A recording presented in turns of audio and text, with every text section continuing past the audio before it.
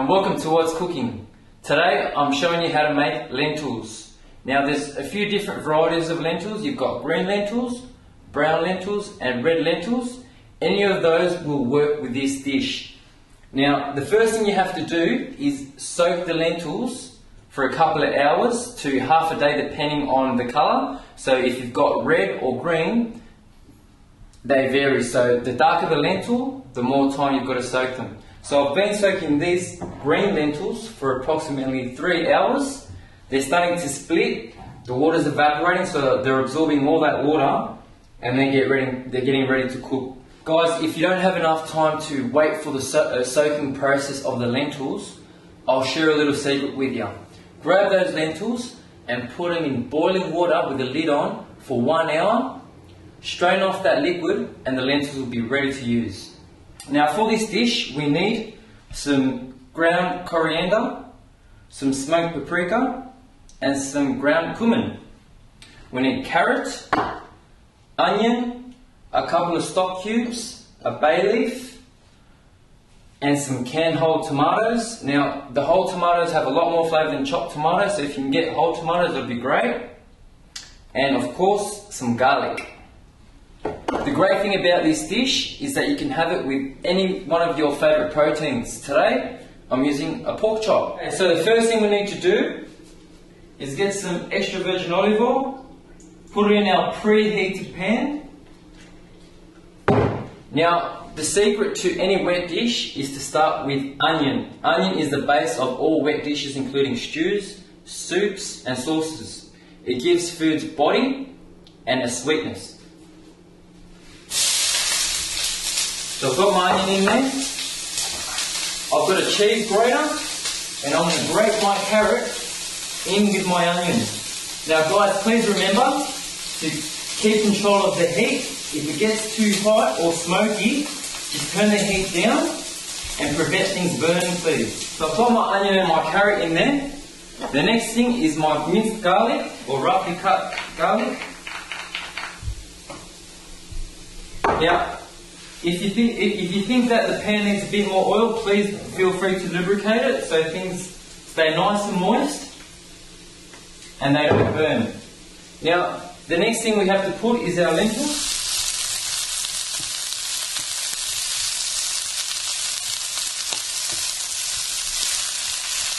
Okay, so once our lentils are in, we're going to add our spices just to release those aromas and those flavours.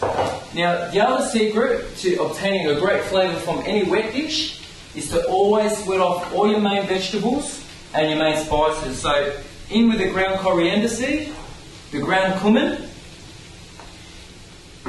and the smoked paprika. Now, the smoked paprika is going to give it a really nice richness and smokiness, giving it that Spanish or Mediterranean style. Then we've got a bay leaf. If you can get them fresh, then why not? But if you've got them dry, they store for a lot longer. And last, a couple of stock cubes. Now we're not going to sit in the kitchen and spend hours making our own stock. So you can use beef stock, chicken stock or vegetable stock. It's completely up to you. Each stock cubes absorbs 250 mils, so a cup of liquid. Now I've preheated my kettle so it's nice and hot, so it's going to make the cooking progress a lot faster. Now you just want to add this slowly and just cover the lentils. The lentils will absorb a lot of that liquid. Now you could add potato to this, you could add your own cuts of meat, whatever you like, but this is the base of making great lentils. Now, the next thing is 1 can of whole peeled tomatoes. Now that goes in like that. We put the lid on and we just let that simmer for about 20 minutes. We'll come back to this, occasionally stirring, make sure it doesn't burn on the bottom. And if it needs more liquid, we just gradually add more liquid. Okay guys, if you think that you've soaked too many lentils, just strain off all that water, put them in a container and that will store in the freezer for up to 4 weeks. So the next time you want to make lentils, they've already pre-soaked, and it'll only take 1 hour to cook. Yeah, baby, they're getting there. Okay guys, as you can see, they're boiling quite rapidly and they've absorbed most of that liquid. I've brought the heat down. We'll just take it away from the heat, give it a constant stir. They're pretty much ready to go. I'm just going to give them a little taste. Flavour's amazing. All we need to do now is add some salt and pepper.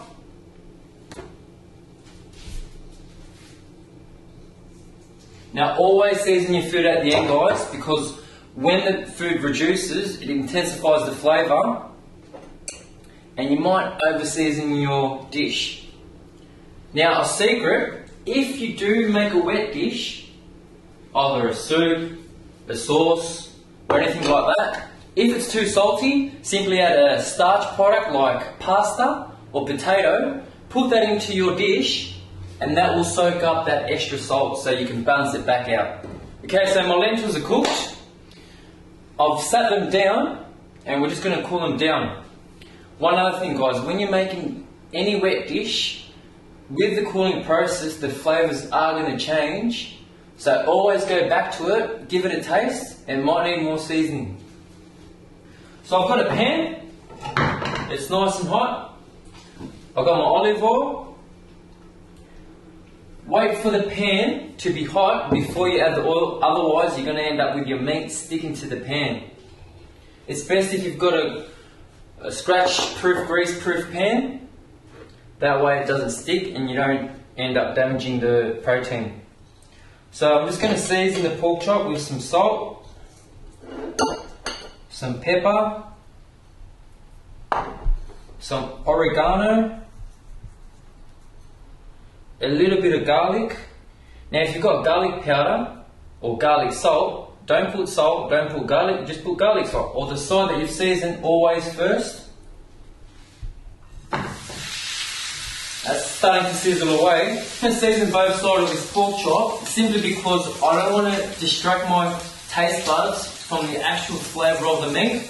There's plenty of flavour in those lentils and there's already plenty of flavour in that pork.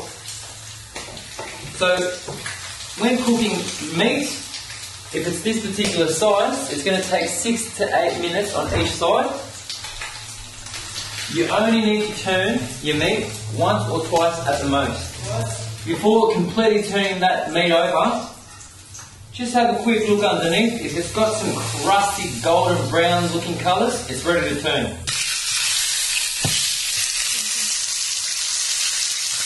Okay, if that meat's starting to curl up guys, whether it's fish, chicken or pork or whatever, just press down on it. That will prevent it from curling up. It's only because that piece of meat was cold before it hit the pan, so it's just reacting to the temperature around it. If you want to know whether that meat's cooked or not, all you've got to do is have a look. If you see a lot more moisture than you had in the beginning, that means it's pretty much cooked. Give it a touch. If it's firm to touch, it's ready to go. If you're not sure, just grab your tongs, grab your knife, cut an incision into that middle of that pork or the thickest part of that meat. If it's white, then it's cooked. If the juices come out pink, then it still might need a bit more cooking. Just bear in mind, when you're cooking meat, you've got to let meat rest. So adjust to the temperature change. That way when you go to eat it, it's not so tough and it's not shocked. So we're going to leave that to rest for about 1 minute to 2 minutes. If it was a large piece of meat, then you just rest it for half of the time of the cooking time. So I've left the fat on there so that while I'm cooking this piece of pork chop, the meat's still nice and moist and it's not drying out on you. I strongly recommend you cut the fat off or don't eat the fat. Those type of animal fats are really bad for you. So give it a slight trim. My meat's cooked, my lentils have been resting and they're nice, still nice and warm. I'm about to plate up now. Please, if you've got kids, make sure they're locked up outside of the kitchen so no one gets hurt. So put as much or as little as you wish.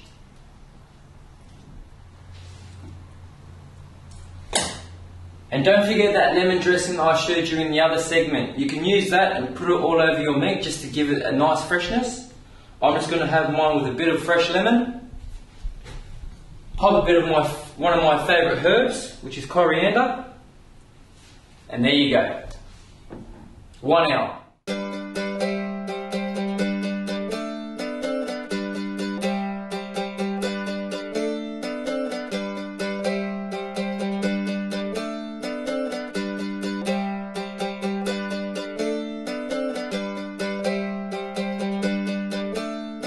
So you're probably thinking, what do I do with all those extra lentils, if you have any? All you have to do is put it back in the fridge, and when you want them, reheat them. Otherwise, with the leftover lentils, you can slightly blitz them, and you've got instant lentil soup ready to go. Put it in the freezer. When you come home from work or you want to take something to lunch, you've got something straight away, and you just have to microwave it.